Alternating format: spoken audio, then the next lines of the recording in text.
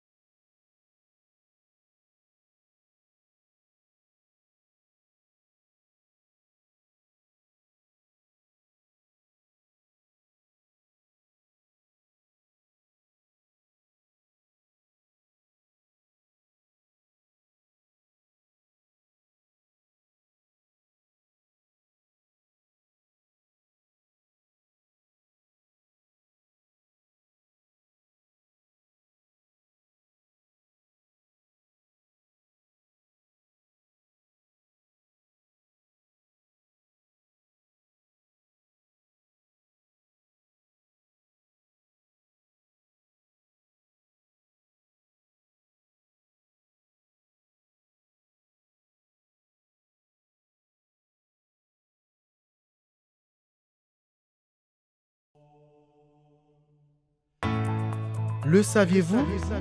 Derrière chaque fait liturgique, chaque tradition de l'Église, chaque événement social marquant, se cache une histoire profonde et enrichissante. Le saviez-vous? Votre émission de découverte qui vous éclaire, vous informe et vous rapproche de l'essentiel. Liturgie, théologie, faits sociaux et réalités contemporaines, tout ce qu'il faut savoir, expliqué simplement pour vous. Rendez-vous chaque semaine à la même heure sur la même chaîne Radio Télé Alta Classe.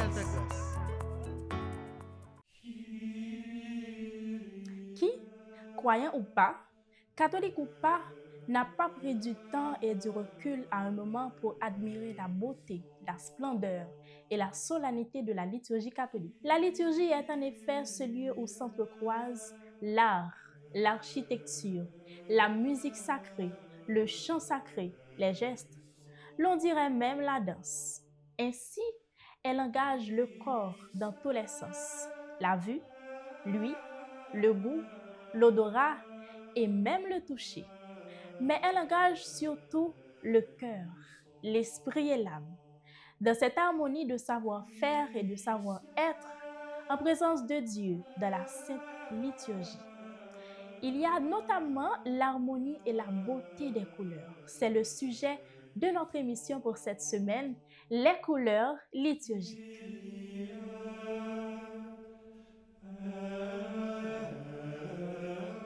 Quelles sont les couleurs dans la liturgie? Le marron, le jaune ou le gris? Et comment cela se passe?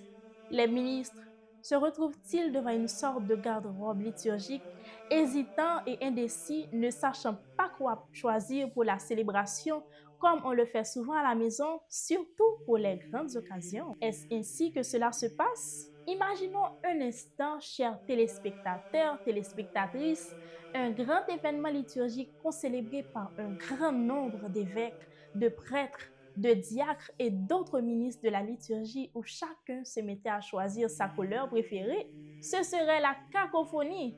C'est une vérité de la palisse que la liturgie de l'Église, et pas que, est bien ordonnée et bien réglementée. Il y a un ordre à tout et tout est prévu par l'autorité ecclésiastique compétent à divers degrés pour maintenir la communion et l'ordre. En effet, pour la liturgie, il y a un guide, un calendrier liturgique qui détermine cet ordre. Il s'appelle un ordo. C'est un terme latin qui signifie ordre. S'il y a la discipline liturgique commune qui réglemente chaque rite latin ou orientaux, l'ordo arrive comme une application à un niveau particulier et local de cette discipline commune. L'ordo rappelle pour chaque jour le temps liturgique et précise les références bibliques, les fêtes liturgiques, aussi bien qu'universelles que locales. Il donne des précisions sur les prières officielles de l'Église et précise aussi la couleur liturgique. Ah oui, c'est extrêmement important, car il ne suffit pas de se dire, bon, à chaque temps correspond une couleur. Donc, le tour est joué. Car nous remarquons à l'intérieur même de temps liturgique, il arrive que les couleurs s'alternent, c'est ce qui arrive au 4e dimanche de Carême par exemple. Tandis que nous savons ou avons pu observer que la couleur pour ce temps est bien le violet. Mais en ce dimanche, le violet est remplacé par le rose. Voyons maintenant de manière classique comment les couleurs sont reparties sur l'année liturgique. Tout d'abord, quelles sont-elles?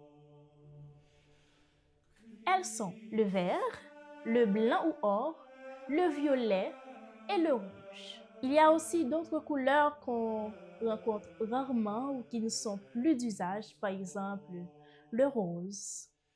Seulement 2 jours sur toute l'année, le bleu, le noir. On aurait pu parler aussi du jaune, du pourpre, du gris, mais cela ferait l'objet d'une autre capsule. Avec une astuce mnémotechnique, nous allons vous aider à connaître les couleurs liturgiques en référence avec les événements célébrés ou la maîtriser pour toujours. Pour cela, il vous faut avoir déjà une idée des temps liturgiques si ce n'est pas le cas. Ne vous en faites pas. Nous vous promettons une autre émission sur les temps liturgiques. Alors, revenons à l'astuce. Il y a 2 pivots de toute l'année liturgique. Il s'agit de 2 mystères très importants. Celui de l'incarnation, la naissance du Fils de Dieu dans la chair, donc la fête de Noël, et le mystère de Pâques, mystère de la rédemption, du salut. Ces fêtes sont importantes à un point tel qu'il leur faut non seulement un temps de préparation, mais aussi un temps relativement long de célébration.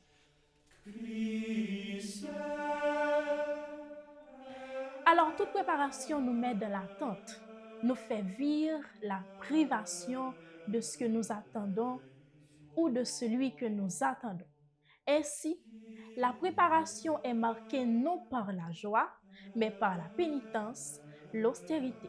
Voilà pourquoi, pour l'Avent, temps de préparation à Noël, le Carême, temps de préparation à Pâques, comme les funérailles, les messes pour les défunts, où l'Église célèbre l'attente de la résurrection. La couleur liturgique est le violet. Il y a un caractère un peu sombre, triste, n'est-ce pas? Bon, disons de préférence non joyeux, non festif.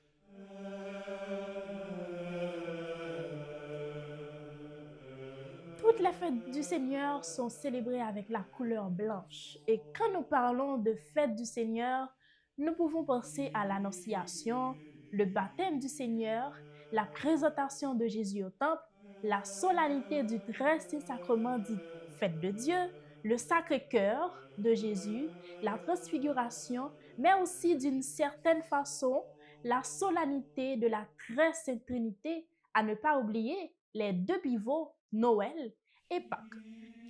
Et tout le temps liturgique dans lequel se développe leur célébration, temps de Noël et temps de Pâques. À côté de cela, le blanc est aussi utilisé lors des fêtes mariales, les fêtes des anges et les fêtes des saintes non martyrs.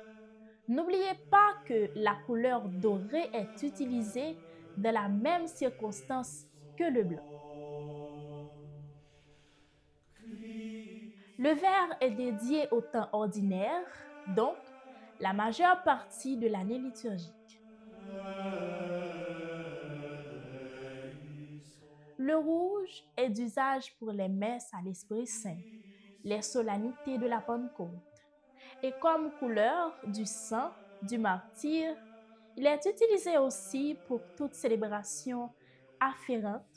Voilà pourquoi la couleur liturgique pour la célébration du Vendredi Saint, appelée Office de la Passion, et de la fête de Croix glorieuse, par exemple, est le rouge. Quant aux couleurs peu utilisées, elles feront l'objet particulier de notre numéro. Avant de partir, petit exercice à la maison. Quelle est la couleur liturgique pour la fête de Notre-Dame d'Altagrace? Quelle est la couleur du dimanche des Rameaux, appelé aussi dimanche de la Passion du Seigneur? Écrivez votre réponse dans le commentaire.